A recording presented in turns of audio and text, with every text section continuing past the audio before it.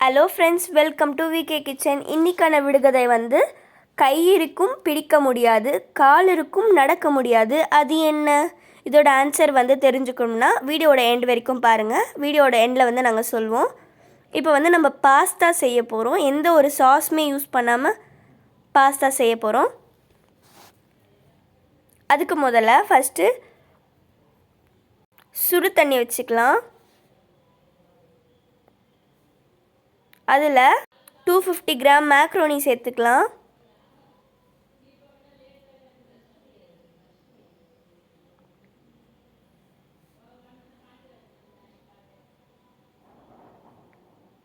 அதில் தேவையான அளவு உப்பு சேர்த்துக்கலாம்.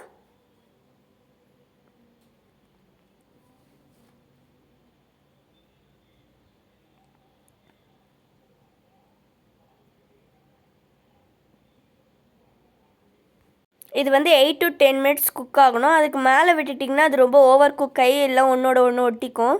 அதனால் கரெக்டாக 8 to 10 மினிட்ஸ் குக் ஆகிற மாதிரி பார்த்துக்கோங்க.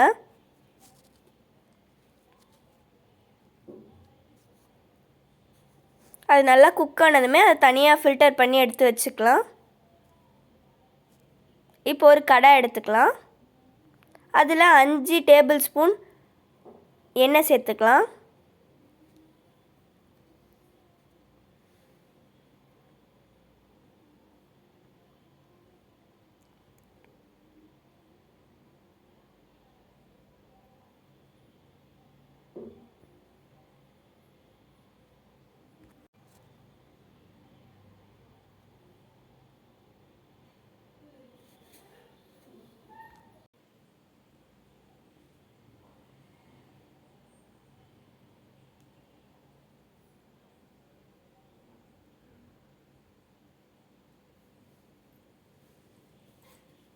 இப்போ அதில் 1 டீஸ்பூன் இஞ்சி சேர்த்துக்கலாம்.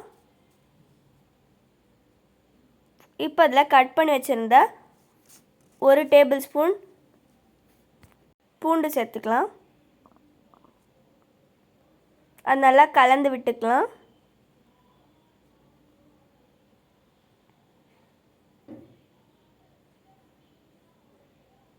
இப்போ அதில் நல்லா ஃபைனாக சாப் பண்ண ஒரு வெங்காயத்தை சேர்த்துக்கலாம். அதை நல்லா கலந்து விட்டுக்கலாம்.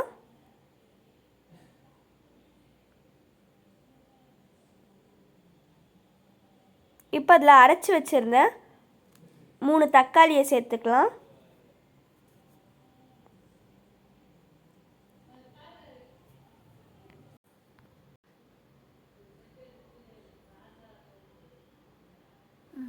எண்ணெய் பிரிஞ்சு வந்த பிறகு கட் பண்ணி வச்சுருந்த ஒரு கேரட்டை சேர்த்துக்கலாம். அதுக்கப்புறம் ஒரு கப் பட்டாணி சேர்த்துக்கலாம். அதுக்கப்புறம் கட் பண்ணி வச்சுருந்த ஒரு கேப்சிகம்மை சேர்த்துக்கலாம். அது நல்லா கலந்து விட்டுக்கலாம்.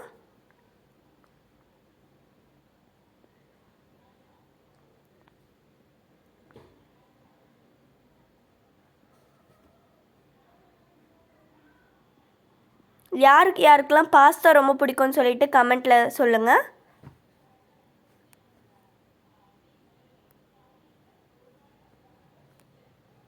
இப்போ அதில் தேவையான அளவு சால்ட் ஆட் பண்ணிக்கலாம்.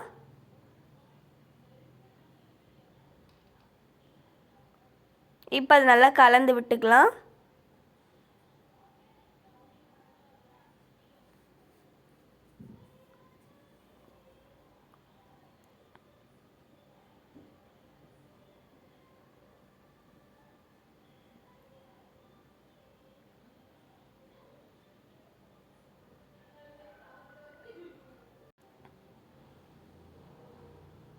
இப்போ அதில் 1/2 டீஸ்பூன் கரம் மசாலா சேர்த்துக்கலாம்.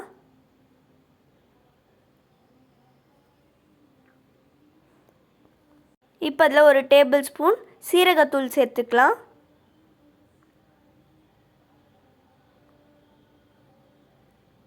இப்போ அதில் 1 ஸ்பூன் மிளகாத்தூள் சேர்த்துக்கலாம்.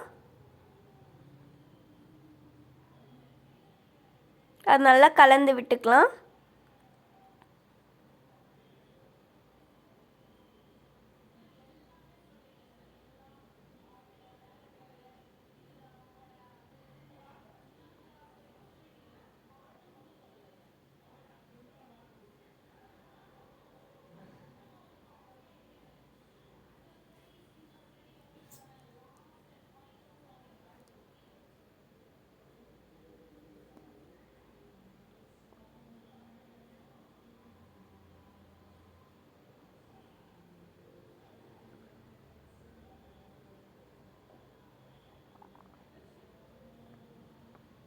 இப்போ அதில் வேக வச்சுருந்த மக்ரோனியை சேர்த்துக்கலாம். சேர்த்துட்டு அதை நல்லா மசாலா உள்ளே இறங்குற வரைக்கும் அதை நல்லா கலந்து விட்டுக்கலாம்.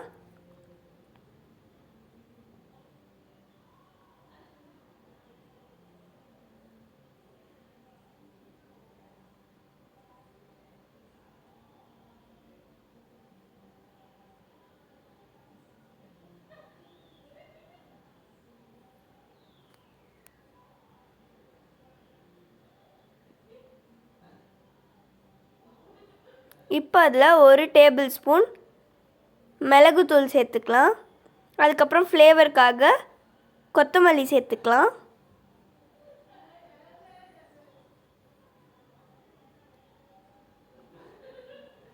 ஆல்ரெடி நம்ம உப்பு போட்டிருக்கோம். ஆனால் இப்போ எங்களுக்கு கொஞ்சம் கம்மியாக இருக்கிறதுனால இன்னும் கொஞ்சம் ஆட் பண்ணிக்கிறோம்.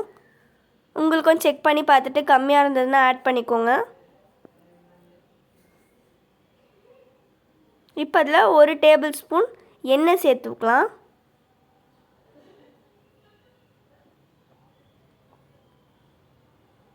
அது நல்லா கலந்து விட்டுக்கோங்க.